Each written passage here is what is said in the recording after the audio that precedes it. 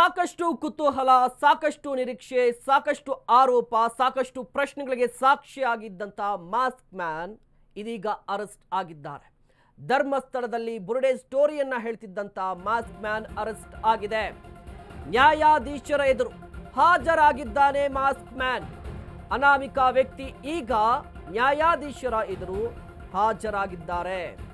ಬೆಳ್ತಂಗಡಿ ಹೆಚ್ಚುವರಿ civil court ಮುಂದೆ ಹಾಜರಾದ್ರು Chinnayya, CN Chinnayya. Mask man, ಅನಾಮಿಕ, ದೂರುದಾರ ಎಲ್ಲವೂ ಹೋಯಿತು. ಈತ ಯಾರು ಅಂತ ಈಗ ಕ್ಲಿಯರ್ ಆಗಿ ಗೊತ್ತಾಗಿದೆ. ಚಿನ್ನಯ್ಯ ಈತನ ಹೆಸರು. ಕಳೆದ 1 ಗಂಟೆಯಿಂದ ಹೇಳಿಕೆಯನ್ನ ದಾಖಲು ಮಾಡ್ತಾ ಇದ್ದಾನೆ. ಇನ್ನೇನು ಕೆಲವೇ ಹೊತ್ತಲ್ಲಿ ಈ ಚಿನ್ನಯ್ಯನ ಕತೆ ನಿರ್ಧಾರ ಆಗುತ್ತೆ. ಧರ್ಮಸ್ಥಳದಲ್ಲಿ 100 ಶವ ಹೂತ್ ಹಾಕಿದ್ದೀನಿ, ಅದರಲ್ಲಿ ಮಹಿಳೆಯರದ್ದೇ ಹೆಚ್ಚು, ರೇಪ್ ಆಗಿತ್ತು, ಮರ್ಡರ್ ಆಗಿತ್ತು, ಆ ರೀತಿಯಾಗಿ ಕಥೆಯನ್ನ ಕಟ್ಟಿದ್ದಂತಹ ಚಿನ್ನಯ್ಯ ಈಗ ಅರೆಸ್ಟ್ ಆಗಿದ್ದಾನೆ. ಸತತ 15 ಗಂಟೆಗಳ ಕಾಲ ಈ ಚಿನ್ನಯ್ಯನ ವಿಚಾರಣೆಯಾಗಿದೆ. ನಿನ್ನೆ SIT ಕಚೇರಿಗೆ ಬೆಳಗ್ಗೆ 10 ಗಂಟೆಗೆ ಬಂದಿದ್ದ. 10 ಗಂಟೆಗೆ ಬಂದಂತ ವ್ಯಕ್ತಿಯನ್ನ ಸುದೀರ್ಘವಾಗಿ ವಿಚಾರಣೆಗೆ ಒಳಪಡಿಸಲಾಯಿತು. ಈಗ ವಿಚಾರಣೆಯ ನಂತರ ಪೊಲೀಸರು ವಶಕ್ಕೆ ಪಡೆದುಕೊಂಡ್ರು, ಅರೆಸ್ಟ್ ಮಾಡಿದ್ರು, ಕೋರ್ಟ್ಗೆ ಹಾಜರುಪಡಿಸಿದ್ದಾರೆ. ನ್ಯಾಯಾಧೀಶರ ಮುಂದೆ ಹೇಳಿಕೆಯನ್ನ ಕೊಡ್ತಾನೆ. ಸೊ ವಿಡಿಯೋ ರೆಕಾರ್ಡ್ ಕೂಡ ಮಾಡ್ಕೋತಾರೆ, ಮತ್ತೆ ಉಲ್ಟಾ ಹೊಡಿಬಾರ್ದಲ್ವಾ, ವಿಡಿಯೋ ರೆಕಾರ್ಡನ್ನು ಕೂಡ ಮಾಡ್ಕೋತಾರೆ. ಈ ವ್ಯಕ್ತಿ ಸಾಕಷ್ಟು ಪ್ರಶ್ನೆಗಳಿಗೆ ಕಾರಣವಾಗಿದ್ದ. ಯಾವ ರೀತಿಯಾಗಿ? 100 ಶವ, ಒಂದಲ್ಲ ಎರಡಲ್ಲ, 100 ಶವ. ಮಕ್ಕಳದ್ದು ಕೂಡ ಇತ್ತು. ಸ್ಕೂಲಿಗೆ ಹೋಗುವಂಥ ಬಾಲಕಿಯರ ಶವವನ್ನು ಕೂಡ ಬ್ಯಾಗಿನ ಸಮೇತ ನಾನು ಊತ ಹಾಕಿದ್ದೀನಿ ಅಂತ ಹೇಳಿ ಹೇಳಿಕೆಯನ್ನು ಕೊಟ್ಟಿದ್ದ. ನೆನಪಿರಲಿ, ಈತ 164 ಹೇಳಿಕೆಯನ್ನು ಕೂಡ ದಾಖಲು ಮಾಡಿದ್ದಾನೆ. ಈಗ BNS 183 ನ್ಯಾಯಾಧೀಶರ ಮುಂದೆ. ಆರಂಭದಲ್ಲಿ ಈತನನ್ನ ವಿಶ್ವಾಸಕ್ಕೆ ಪಡೆದು ತನಿಖೆ ಮಾಡಬೇಕು ಅಂತ ಹೇಳಿ ಕೋರ್ಟ್ ಹೇಳಿತ್ತು. ಸೊ ವಿಶ್ವಾಸಕ್ಕೆ ಪಡೆದಾಯಿತು. SIT ಅಧಿಕಾರಿಗಳು ಉತ್ಖನನ ಮಾಡಿದ್ರು 16 ಸ್ಪಾಟ್ಗಳಲ್ಲಿ. ಅಲ್ಲಿ ಏನು ಸಿಕ್ತು, ಏನು ಸಿಕ್ಕಿಲ್ಲ ಅನ್ನೋದು ಕೂಡ ಸದನದಲ್ಲಿ ಚರ್ಚೆ ಆಯಿತು. ಇದಾದ ಬಳಿಕ ಈತ ತಂದಂಥ ತಲೆಬುರುಡೆಗೆ ಸಂಬಂಧಪಟ್ಟಂತೆ ಒಂದಿಷ್ಟು ಪ್ರಶ್ನೆಗಳಿತ್ತು. ಆ ಪ್ರಶ್ನೆಗಳಿಗೆ ಈತನಿಂದಲೇ ಒಂದಿಷ್ಟು ಉತ್ತರವನ್ನು ಪಡೆದುಕೊಂಡಿದ್ದಾರೆ. ನಿನ್ನೆ ಬರೋಬ್ಬರಿ 15 ಗಂಟೆಗಳ ಕಾಲ ವಿಚಾರಣೆಯಾಯಿತು. ಈಗ SIT ಅಧಿಕಾರಿಗಳು ಕಸ್ಟಡಿಗೆ ಕೇಳ್ತಾ ಇದ್ದಾರೆ. ಮಿನಿಮಮ್ 10 ದಿನ ಕೊಡಿ, 10 ದಿನ ಕೇಳಿದ್ದಾರೆ. ಯಾಕೆ ಅಂತ ಹೇಳಿದ್ರೆ ವಿಚಾರಣೆ ಬಾಕಿ ಇದೆ, ಪ್ರಶ್ನೆಗಳು ಸಾಕಷ್ಟಿದೆ, ಪ್ರಶ್ನೆಗಳ ಪ್ರವಾಹವೇ ಇದೆ ಇದರಲ್ಲಿ. ಹಾಗಾದ್ರೆ ಚಿನ್ನಯ್ಯನಿಗೆ ಕಸ್ಟಡಿನ ನ್ಯಾಯಾಂಗ ಬಂಧನನ ಇಲ್ಲ, ಕಸ್ಟಡಿಗೆ ಪಡೆಯುವ ಸಾಧ್ಯತೆಗಳು ಅಥವಾ ಕೊಡುವಂತಹ ಸಾಧ್ಯತೆಗಳು ತೀರಾ ಜಾಸ್ತಿ ಕಾಣಿಸ್ತಾ ಇದೆ. ಈಗ ಮಾಸ್ಕ್ ಮ್ಯಾನ್ ಚಿನ್ನಯ್ಯ 10 ದಿನ ಪೊಲೀಸ್ ಕಸ್ಟಡಿಗೆ, SIT ಕಸ್ಟಡಿಗೆ. ಚಿನ್ನಯ್ಯನನ್ನ 10 ದಿನ SIT ಕಸ್ಟಡಿಗೆ ನೀಡಿ ಕೋರ್ಟ್ ಆದೇಶ ಹೊರಡಿಸಿದೆ. 10 ದಿನ ಕಾಲ ಗ್ರಿಲ್ ಮಾಡ್ತಾರೆ SIT ಅಧಿಕಾರಿಗಳು. ಚಿನ್ನಯ್ಯ 10 ದಿನ SIT ಕಸ್ಟಡಿಗೆ ಕೊಟ್ಟು ಕೋರ್ಟ್ ಆದೇಶವನ್ನು ಹೊರಡಿಸಿದೆ. 10 ದಿನ SIT ಕಸ್ಟಡಿಗೆ ಕೊಟ್ಟಿದೆ ಕೋರ್ಟ್. ಸೊ 10 ದಿನಗಳ ಕಾಲ, ಮುಂದಿನ 10 ದಿನಗಳ ಕಾಲ, ಇವತ್ತಿನಿಂದ ಕೌಂಟ್ ಆಗುತ್ತೆ. ಮುಂದಿನ 10 ದಿನಗಳ ಕಾಲ SIT ಕಸ್ಟಡಿಯಲ್ಲಿ ಈ ಚಿನ್ನಯ್ಯ ಇರ್ತಾನೆ. ಈ ಚಿನ್ನಯ್ಯ ಕೊಟ್ಟಿರುವಂತಹ ಹೇಳಿಕೆಗಳ ಮೇಲೆ ಜೊತೆಗೆ SIT ಅಧಿಕಾರಿಗಳು ತನಿಖೆ ನಡೆಸಿದ್ದಾರೆ. ಬರೀ ಉತ್ಖನನ ಮಾಡಿಕೊಂಡು ಕುತ್ಕೊಂಡಿರಲಿಲ್ಲ SIT ಅಧಿಕಾರಿಗಳು. ಬೇರೆಯದ್ದೇ ತಂಡ ಇತ್ತು, ಈತನ ಬಗ್ಗೆ ಮಾಹಿತಿಯನ್ನ ಕಲೆ ಹಾಕ್ತಾ ಇತ್ತು, ಜೊತೆಗೆ ಈತನ ಹಿಸ್ಟರಿಯನ್ನ ಕೆದಕ್ತಾ ಇತ್ತು ಅಂತ. ಒಂದು ಕಡೆ ಈತ ತೋರಿಸಿದಂಥ ಸ್ಪಾಟ್ಗಳಲ್ಲಿ ಉತ್ಖನನ ಅಂದ್ರೆ ಮಣ್ಣನ್ನ ಕೆದಕ್ತಾ ಇತ್ತು. ಆ ಕೆದಕುವಂತಹ ಸಂದರ್ಭದಲ್ಲಿ ಮತ್ತೊಂದು ತಂಡ ಈ ಚಿನ್ನಯ್ಯನ ಬ್ಯಾಕ್ ಗ್ರೌಂಡ್ ಅನ್ನ ಕೆದಕ್ತಾ ಇತ್ತು. ಯಾರೀತ, ಎಲ್ಲಿಂದ ಬಂದ, ಇಷ್ಟು ದಿನ ಹೇಗಿದ್ದ, ಯಾಕಿದ್ದ, ಎಲ್ಲಿದ್ದ, ಏಕಾಏಕಿಯಾಗಿ ಬಂದಿದ್ಯಾರು, ಯಾರು ಶೆಲ್ಟರ್ ಕೊಟ್ಟಿದ್ದಾರೆ, ಶೆಲ್ಟರ್ ಕೊಟ್ಟಿರೋರ್ಗೂ ಇವ್ರಿಗೆ ಏನು ಸಂಬಂಧ? ಈ ಎಲ್ಲ ಪ್ರಶ್ನೆಗಳಿಗೂ ಕೂಡ ಉತ್ತರವನ್ನು ಕೆದಕ್ತಾ ಇದ್ರು. ಇದ್ರ ಜೊತೆಗೆ ಇನ್ನೊಂದು ಇಂಟ್ರೆಸ್ಟಿಂಗ್ ಇದೆ. ಈತನ ಅಕೌಂಟ್, ಬ್ಯಾಂಕ್ ಅಕೌಂಟ್ಗೆ ಕಳೆದ 6 ತಿಂಗಳಲ್ಲಿ ಅಮೌಂಟ್ ಎಷ್ಟು ಬಂದಿದೆ, ಸ್ಯಾಲ್ರಿನ ಕೆಲಸ ಮಾಡ್ತಾ ಇದ್ನ ಬಲ್ಕ್ ಆಗಿ ಅಮೌಂಟ್ ಏನಾದರೂ ಬಂದಿದ್ಯಾ, ಅಂದರೆ ಲಕ್ಷ ಗಟ್ಟದಲ್ಲಿ ಅಮೌಂಟ್ ಬಂದಿದ್ಯಾ, ಅದ್ರ ಬಗ್ಗೆಯೂ ಕೂಡ ತನಿಖೆ ಆಗಿದೆ. ಈ ಚಿನ್ನಯ್ಯ 1995ರಿಂದ 2014 ಡಿಸೆಂಬರ್ ಈ ಅವಧಿಯಲ್ಲಿ ಈತನ ಜೊತೆ ಯಾರ್ಯಾರು ಕೆಲಸ ಮಾಡ್ತಾ ಇದ್ರು, ಅವರು ಕೂಡ ಈ ಕೃತ್ಯದಲ್ಲಿ ಭಾಗಿಯಾಗಿದ್ರಾ, ಶವಗಳನ್ನು ಹೂತು ಹಾಕ್ತಾ ಇದ್ರಾ, ಒಂದು ವೇಳೆ ಹೂತು ಹಾಕಿದ್ರೆ ದಾಖಲೆ ಇದೆಯಾ, ಈತ ಹೇಳೋದು ಎಷ್ಟು ಸರಿ ಎಷ್ಟು ಸುಳ್ಳು ಅನ್ನುವ ಪ್ರಶ್ನೆಗಳನ್ನು ಇಟ್ಕೊಂಡು ಒಂದಿಷ್ಟು ತನಿಖೆಯನ್ನು ನಡೆಸ್ತಾ ಇದ್ರು. ಈ ಬಗ್ಗೆ ಇನ್ನಷ್ಟು ಮಾಹಿತಿಯನ್ನು ಪಡೆಯೋಣ. ನಮ್ಮ ಪ್ರತಿನಿಧಿ ಅಭಿಷೇಕ್ ನೇರ ಸಂಪರ್ಕದಲ್ಲಿ ಜಾಯಿನ್ ಆಗ್ತಾ ಇದ್ದಾರೆ. ಅಭಿಷೇಕ್, ಗಮನಿಸ್ತಾ ಇದ್ವಿ ಈಗಾಗಲೇ 10 ದಿನ SIT ಕಸ್ಟಡಿಯನ್ನು ಕೊಟ್ಟಿದ್ದಾರೆ. ಏನೆಲ್ಲ ನಡೀತು ಅಂತ ಹೇಳಿ, ಕೋರ್ಟ್ನಲ್ಲಿ ಏನೆಲ್ಲ ಆಯಿತು, ಮತ್ತೆ ಮುಂದೆ ಏನಿರುತ್ತೆ? SIT ಕಸ್ಟಡಿಯನ್ನು ಪಡೆದುಕೊಂಡಿದ್ದಾರೆ ಸರಿ, ಬಟ್ ವಾಟ್ ನೆಕ್ಸ್ಟ್?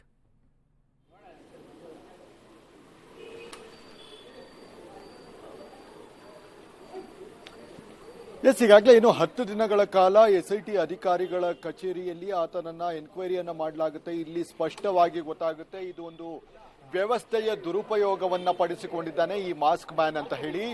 ಈ ಚೆನ್ನೈ ಏನಿದ್ದಾನೆ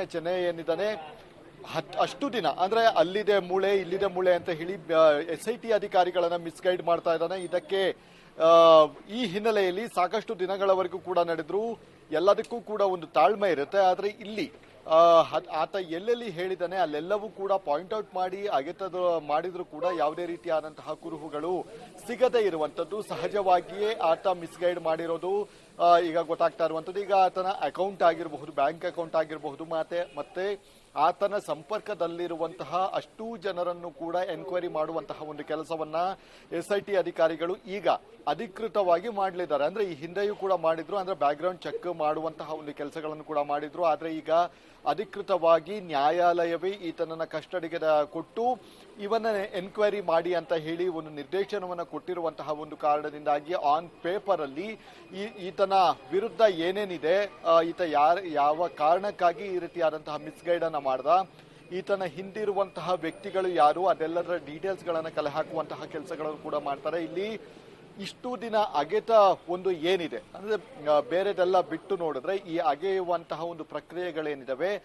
ಒಂದು ದಿನಕ್ಕೆ ಹೆಚ್ಚು ಕಡಿಮೆ 25ರಿಂದ 30 ಸಾವಿರದವರೆಗೂ ಕೂಡ ಖರ್ಚಾಗುತ್ತೆ. ಆ ಕೂಲಿ ಕಾರ್ಮಿಕರುಗಳಾಗಿರಬಹುದು ಮತ್ತು ಅಂತಹ ಒಂದು ರೈಡರ್ಗಳಾಗಿರಬಹುದು, GPR ರೈಡರ್ಗಳಾಗಿರಬಹುದು ಮತ್ತು ಇನ್ನು ಉಳಿದಂತಹ ಪರಿಕರಗಳೇನಿದಾವೆ ಅದೆಲ್ಲದಕ್ಕೂ ಕೂಡ ಅತಿ ಹೆಚ್ಚಾಗಿ ಖರ್ಚಾಗುತ್ತೆ. ಅಂದ್ರೆ ಒಂದು ದಿನದ 30,000 ಹೌದು, ಒಂದು ಕಡೆ ವಾರಕ್ಕೆ ಈಗ ಕಸ್ಟಡಿಗೆ ಕೊಟ್ಟಿದ್ದಾರೆ, ಇದು ಸರಿ, ಓಕೆ.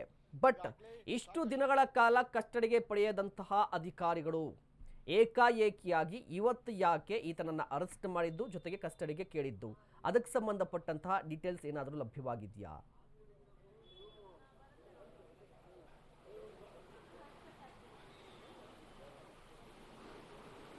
ಸಹಜವಾಗಿಯೇ ಅದನ್ನು ಕಸ್ಟಡಿ ಕೇಳುವಂತಹ ಒಂದು ಕೆಲಸಗಳೇ ಆಗಿದೆ ಅಂತಾನೆ ಹೇಳ್ಬೋದಾಗಿದೆ. ಯಾಕಂದ್ರೆ ಈ ಮಿಸ್ ಗೈಡ್ ಆಗಿರುವಂತಹ ಒಂದು ಕೆಲಸಗಳೇನಿದಾವೆ ಅದೆಲ್ಲವನ್ನು ಕೂಡ ಕಸ್ಟಡಿಗೆ ಪಡೆದು ಮತ್ತಷ್ಟು ಎನ್ಕ್ವೈರಿಯನ್ನ ಮಾಡುವಂತಹ ಒಂದು ಕೆಲಸಗಳನ್ನು ಕೂಡ ಮಾಡಬೇಕಾಗುತ್ತೆ. ಅದೇ ಕಾರಣದಿಂದಾಗಿ ಈಗ ಸದ್ಯ ಆತನನ್ನ ವಶಕ್ಕೆ ಪಡೆದು ಒಂದು ಪರಿಶೀಲನೆ ಅಂದ್ರೆ ಒಂದು ತನಿಖೆಯನ್ನು ನಡೆಸುವಂತಹ ಒಂದು ಕೆಲಸಗಳನ್ನು ಕೂಡ ಮಾಡ್ತಾ ಇರುವಂತದ್ದು. ಬಹುಮುಖ್ಯವಾಗಿ ಇಲ್ಲಿ ಈ ಒಂದು ಕ್ಷೇತ್ರದ ಬಗ್ಗೆ ಅಪಪ್ರಚಾರ ಮಾಡುವಂತಹ ಉದ್ದೇಶದಿಂದಲೇ ಈ ರೀತಿಯಾದಂತಹ ಒಂದು ಕೆಲಸಗಳನ್ನ ಮಾಡಿದ್ರ, ಅಂದ್ರೆ ಅಪಪ್ರಚಾರ ಮಾಡೋದಕ್ಕೆ ಈತನಿಗೆ ಯಾರಾದ್ರೂ ಕುಮ್ಮಕ್ಕನ್ನ ಕೊಟ್ಟಿದ್ರ ಅನ್ನುವಂಥದ್ದು ಕೂಡ ಇಲ್ಲಿ ಪ್ರಶ್ನೆಯಾಗಿ ಮೂಡುತ್ತೆ.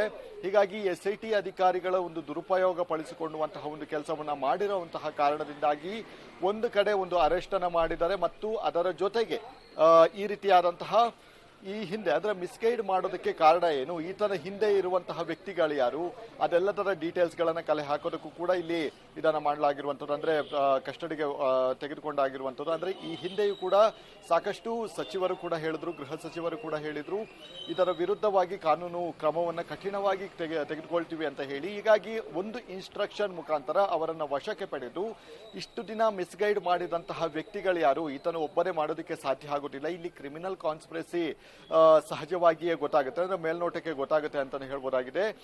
ಈ ಹಿನ್ನೆಲೆಯಲ್ಲಿ ಈ ಕ್ರಿಮಿನಲ್ ಕಾನ್ಸ್ಪಿರಸಿಯಲ್ಲಿ ಭಾಗಿಯಾಗಿರುವಂತಹ ವ್ಯಕ್ತಿಗಳು ಯಾರು ಅನ್ನುವಂಥದ್ದು ಕೂಡ ಇಲ್ಲಿ ಮುಂದಿನ ಹಂತದಲ್ಲಿ ಗೊತ್ತಾಗುತ್ತೆ. ಯಾಕಂದ್ರೆ ಈತನಿಗೆ ಈ ರೀತಿಯಾದಂತಹ ಒಂದು ಆರೋಪ ಮಾಡಬೇಕು ಅಂತ ಹೇಳಿದ್ರೆ ಸಹಜವಾಗಿ ಆತನಿಗೆ ಏನು ಮುಂದೆ ಬಂದು ಒಂದು ನ್ಯಾಯ ಕೊಡಿಸುವಂತಹ ಉದ್ದೇಶ ಮೇಲ್ನೋಟಕ್ಕೆ ಇರೋದಿಲ್ಲ. ಹೀಗಾಗಿ ಆತನಿಗೆ ಹಣ ನೀಡಿ ನೀನು ಇದೇ ರೀತಿಯಾದಂತಹ ಒಂದು ಇದನ್ನ ಮಾಡು, ಅಂದ್ರೆ ಪ್ಲಾನಿಂಗ್ ಅನ್ನ ಯಾರು ಮಾಡಿದ್ದು ಅನ್ನುವಂಥದ್ದು ಕೂಡ ಇಲ್ಲಿ ಬಹು ಮುಖ್ಯವಾಗಿ ಆಗಿರುತ್ತೆ. ಹೀಗಾಗಿ ಫಂಡಿಂಗ್ ಮಾಡಿದವರು ಯಾರು ಅನ್ನುವಂಥದ್ದು ಇಲ್ಲಿ ಪ್ರಶ್ನೆಯಾಗಿ ಉಳಿದಿರುವಂಥದ್ದು. ಹೀಗಾಗಿ ಸದ್ಯ ಈ ತನಿಖೆ ವೇಳೆ ಮತ್ತಷ್ಟು ವಿಚಾರಗಳು ಕೂಡ ಹೊರಬರಲಿದೆ. ಇಷ್ಟು ದಿನ ಆತನನ್ನ ಕಸ್ಟಡಿಗೆ ತೆಗೆದುಕೊಳ್ಳಲಿಕ್ಕೆ ಸಾಧ್ಯವಾಗುವುದಿಲ್ಲ. ಅಧಿಕೃತವಾಗಿ ಆತನನ್ನ ಬಲವಂತವಾಗಿ ಒಂದು ಹೇಳಿಕೆಗಳನ್ನ ಪಡೆದುಕೊಳ್ಳಲಾಗಿದೆ. ಬಲವಂತವಾಗಿ ಅಂತ ಹೇಳಿದ್ರೆ ಆತನಿಂದ ಅಧಿಕೃತವಾಗಿ ಹೇಳಿಕೆಗಳನ್ನ ಪಡೆದುಕೊಳ್ಳೋದಕ್ಕೆ ಪೊಲೀಸರ ಬಳಿ ಯಾವುದೇ ರೀತಿಯಾದಂತಹ ಒಂದು ವಾರಂಟ್ ಆಗಿರಬಹುದು, ಬಂಧನ ಪ್ರಕ್ರಿಯೆ ಏನಿದೆ ಅದು ಯಾವುದು ಕೂಡ ಇರಲಿಲ್ಲ. ಈಗ ಸದ್ಯ ಆನ್ ರೆಕಾರ್ಡ್ ಆತನನ್ನ ವಿಚಾರಣೆ ನಡೆಸಲಾಗುತ್ತೆ, ವಿಡಿಯೋ ಮಾಡುವಂತಹ ಮುಖಾಂತರ ಆತನ ಸ್ಟೇಟ್ಮೆಂಟ್ಗಳೇನಿದ್ದಾವೆ ಆ ಸ್ಟೇಟ್ಮೆಂಟ್ ಎಲ್ಲವನ್ನು ಕೂಡ ರೆಕಾರ್ಡ್ ಮಾಡುವಂತಹ ಒಂದು ಕೆಲಸಗಳನ್ನು ಕೂಡ ಮಾಡ್ತಾರೆ. ಮತ್ತು SIT ಅಧಿಕಾರಿಗಳು ಇಲ್ಲಿಯವರೆಗೂ ಅಂದ್ರೆ ಕೊನೆ ಹಂತದವರೆಗೂ ಕೂಡ ಅವರು ವೆಯ್ಟ್ ಮಾಡಿದ್ರು. ಏನಾದ್ರೂ ಉತ್ಖನನ ವೇಳೆ ಶವಗಳು ಆತ ಹೇಳಿದಂತಹ ಶವಗಳು ಏನಾದ್ರೂ ಸಿಗಬಹುದಾ ಅನ್ನುವಂಥದ್ದು.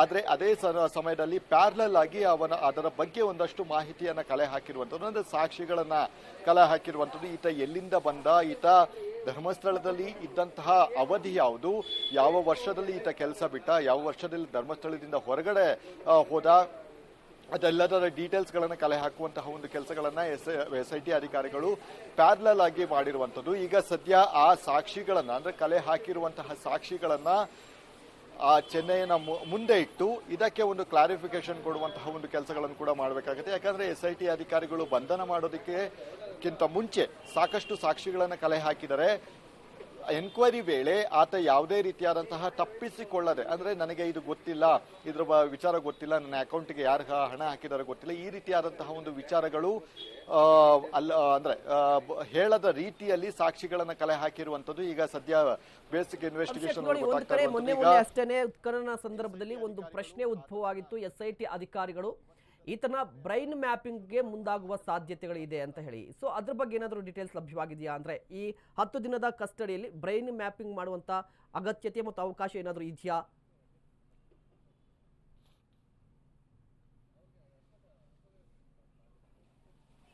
ಬ್ರೈನ್ ಮ್ಯಾಪಿಂಗ್ ಮಾಡಬೇಕು ಅಂತ ಹೇಳಿದ್ರೆ ಕೋರ್ಟ್ನ ಪರ್ಮಿಷನ್ ಬೇಕಾಗುತ್ತೆ. ಕೋರ್ಟ್ನ ಪರ್ಮಿಷನ್ ಇಲ್ಲದೆ ಯಾವುದೇ ರೀತಿಯಾದಂತಹ ಮಂಪರು ಪರೀಕ್ಷೆಗಳನ್ನ ಮಾಡುವಂತಹ ಅವಕಾಶಗಳು ಇರೋದಿಲ್ಲ. ಹೀಗಾಗಿ ಸದ್ಯ ಅವರಿಗೆ ಕಸ್ಟಡಿಗೆ ಕೊಟ್ಟಿದ್ದಾರೆ, 10 ದಿನಗಳ ಕಾಲ ಕಸ್ಟಡಿ ಕೊಟ್ಟಿದ್ದಾರೆ. ಅದರಲ್ಲಿ ಎನ್ಕ್ವೈರಿ ಮಾಡಬೇಕು. ಅಕಸ್ಮಾತ್ ಆ ಎನ್ಕ್ವೈರಿಯಲ್ಲಿ ಏನು ಇಲ್ಲದೆ ಇದ್ದಂತಹ ಸಂದರ್ಭದಲ್ಲಿ ಸಹಜವಾಗಿಯೇ SIT ಅಧಿಕಾರಿಗಳು ನ್ಯಾಯಾಲಯಕ್ಕೆ ಹೋಗಿ ಬ್ರೈನ್ ಮ್ಯಾಪಿಂಗ್ ನ ಒಂದು ಅನುಮತಿಯನ್ನ ಕೇಳ್ತಾರೆ. ಅಕಸ್ಮಾತ್ ಅವರೇನಾದ್ರೂ ಬ್ರೈನ್ ಮ್ಯಾಪಿಂಗ್ ಕೊಟ್ಟಂತಹ ಸಂದರ್ಭದಲ್ಲಿ ಅದನ್ನು ಕೂಡ ಸಿದ್ಧಪಡಿಸಿ, ಆದ್ರೆ ಈ ಬ್ರೈನ್ ಮ್ಯಾಪಿಂಗ್ ಏನಿದೆ ಅದು ಯಾವುದೇ ರೀತಿಯಾದಂತಹ ಸಾಕ್ಷಿ ಅಂತ ಹೇಳಿಕೊಳ್ಳೋದಕ್ಕೆ ಸಾಧ್ಯ ಆಗುದಿಲ್ಲ. ಇನ್ಫಾರ್ಮೇಶನ್ ತೆಗೆದುಕೊಳ್ಳೋದಕ್ಕೆ ಮಾತ್ರ ಬ್ರೈನ್ ಮ್ಯಾಪಿಂಗ್ ಅನ್ನ ಮಾಡಿಕೊಳ್ಳಬಹುದು ಹೊರತು ಕೋರ್ಟಿಗೆ ಇದೇ ಒಂದು ಸಾಕ್ಷಿ ಅಂತ ಹೇಳಿಕೊಳ್ಳೋದಕ್ಕೆ ಸಾಧ್ಯ ಆಗುದಿಲ್ಲ. ಯಾಕಂದ್ರೆ ಕೋರ್ಟಲ್ಲಿ ಆ ಬ್ರೈನ್ ಮ್ಯಾಪಿಂಗ್ ರೆಕಾರ್ಡ್ ಏನಿದೆ ಅದು ಯಾವುದು ಕೂಡ ಮಾನ್ಯ ಆಗೋದಿಲ್ಲ. ಹೀಗಾಗಿ ಸದ್ಯ ಮುಂದಿನ ಹಂತದಲ್ಲಿ ಆತ ಯಾವುದೇ ರೀತಿಯಾದಂತಹ ಹೇಳಿಕೆಗಳನ್ನ ವಿಚಾರಗಳನ್ನ ಬಾಯಿ ಬಿಡದೆ ಹೋದಲ್ಲಿ ಸಹಜವಾಗಿಯೇ ಬ್ರೈನ್ ಮ್ಯಾಪಿಂಗ್ಗೆ ಒಳಪಡಿಸುವಂತಹ ಸಾಧ್ಯತೆಗಳು ಕೂಡ ಇದೆ. ಅಲ್ಲಿ ಸಿಕ್ಕಂತಹ ಒಂದಷ್ಟು ಕ್ಲೂಗಳ ಮುಖಾಂತರ ಇವರು ಬೇರೆ ಬೇರೆ ವಿಚಾರಗಳನ್ನ ಅಂದ್ರೆ ಬೇರೆ ಬೇರೆ ಸಾಕ್ಷಿಗಳನ್ನ ಯಾವ ಉದ್ದೇಶಕ್ಕಾಗಿ ಈತ ಈ ರೀತಿಯಾದಂತಹ ಒಂದು ಸುಳ್ಳು ಹೇಳ್ದ ಮತ್ತು ಇದರ ಹಿಂದೆ ಯಾರಿದ್ದಾರೆ ಅದೆಲ್ಲದರ ಒಂದು ಜಾಡನ್ನ ಹಿಡಿಯೋದಕ್ಕೆ ಸಾಧ್ಯ ಆಗಬಹುದು ಅನ್ನುವಂತಹ ಕಾರಣದಿಂದಾಗಿ ಮಾತ್ರ ಮುಂದಿನ ಹಂತದಲ್ಲಿ ಅಂದ್ರೆ ಈ 10 ದಿನದಲ್ಲಿ ಆತ ಬಾಯಿ ಬಿಡದೆ ಹೋದಂತಹ ಸಂದರ್ಭದಲ್ಲಿ ಸಹಜವಾಗಿಯೇ ಬ್ರೈನ್ ಮ್ಯಾಪಿಂಗ್ಗೆ ಅನುಮತಿ ಕೊಡಿ ಅಂತ ಹೇಳಿ ನ್ಯಾಯಾಲಯ ಮೆಟ್ಟಿಲು ಹತ್ತುವಂತಹ ಸಾಧ್ಯತೆ ತೀರಾ ಹೆಚ್ಚಿದೆ. ಮಹೇಶ್, ಓಕೆ, ಧನ್ಯವಾದ ಅಭಿಷೇಕ್ ತಮ್ಮೆಲ್ಲ ಡೀಟೇಲ್ಸ್ಗಾಗಿ.